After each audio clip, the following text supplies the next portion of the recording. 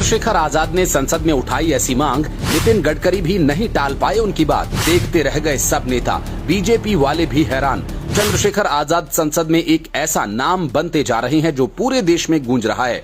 हर कोई ये कह रहा है कि हमें भी ऐसा ही सांसद चाहिए। ऐसा क्यों हो रहा है, ये अगले 3 मिनट में हम आपको सबूतों के साथ समझा देंगे। बस आप अंत तक बने रहिएगा। आप जानते हैं, संसद को लोकतंत्र का मंदिर कहा जाता है और उस बिल्डिंग को इतनी इज्जत इसलिए मिलती है क्योंकि हमारे नेता उसी ईंट से बने भवन में बैठकर पूरे देश के लिए योजनाएं बनाते हैं और समाज के लिए काम करने वहां जाते हैं। लेकिन क्या सब लोग देश और जनता की सेवा के लिए वहां जाते हैं? तो जवाब है नहीं। इसलिए आपने देखा होगा कि जीतने वाली पार्टियां भी अपने बहुत सारे जीते हुए सांसदों का टिकट काट देती हैं, या फिर कोई नेता एक बार जीतकर दोबारा कभी जीत ही नहीं पाता। लेकिन कुछ लोग ऐसे होते हैं जो एक बार जीतते हैं तो फिर कभी हारते ही नहीं, क्योंकि ये लोग जनता के लिए काम करते हैं और उनकी समस्याओं का समाधान निकालने की कोशिश करते हैं। यही काम इस वक्त चंद्रशेखर आजाद भी कर रहे हैं। वो अपनी पार्टी के इकलौते सांसद हैं, इसलिए जब भी किसी बिल पर चर्चा होती है तो उन्हें अक्सर अंत में ही बोलने का मौका मिलता है, लेकिन वो पूरा दिन बैठकर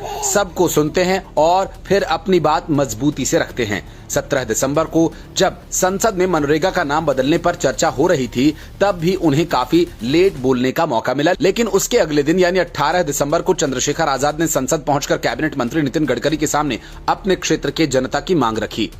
अध्यक्ष जी, धन्यवाद। अध्यक्ष जी, मेरे लोकसभा क्षेत्र नगीना में राष्ट्रीय राजमार्ग 119 से 2 शहर में 2 रास्ते जाते हैं सर। एक पे रेलवे फाटक है सर, और क्योंकि मंत्री जी अभी बात कर रहे थे कि भाई जान की रक्षा होनी चाहिए, तो सर मेरा आपसे आग्रह है कि हमारे क्षेत्र के लोग जब वहां से निकलते तो 1 किलोमीटर पे फाटक है, वो है टोल सर। मेरी आपसे आग्रह है सर, 10 से 15 किलोमीटर जो ग्रामीण क्षेत्र है उनको टोल से मुक्त किया जाए, उनको पास के उसमें रखा जाए, लोगों को बहुत लाभ होगा सर। आपका भी सब धन्यवाद करेंगे। तो मेरी आपसे मांग है, नगीना क्षेत्र में 2 टोल है सर मेरे यहाँ, किरतपुर में और नगीना में। 10 से 15 किलोमीटर के जो लोग हैं सर, उनको, किसान है सर, उनको टोल मुक्त किया जाए, मेरे आपसे आग्रह सर। धन्यवाद सर।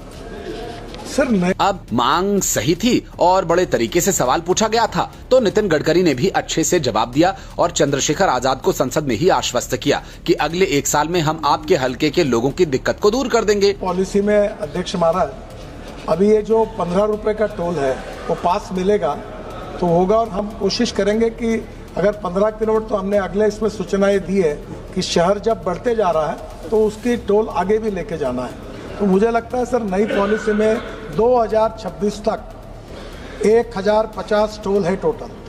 350 प्राइवेट टोल है, 650-700 गवर्नमेंट के टोल है। सब टोल पर सोफिस्टिकेटेड AI का उपयोग करके, इंटेलिजेंट ट्रैफिक सिस्टम का उपयोग करके ये पूरी सिस्टम सब जगह लग जाएगी।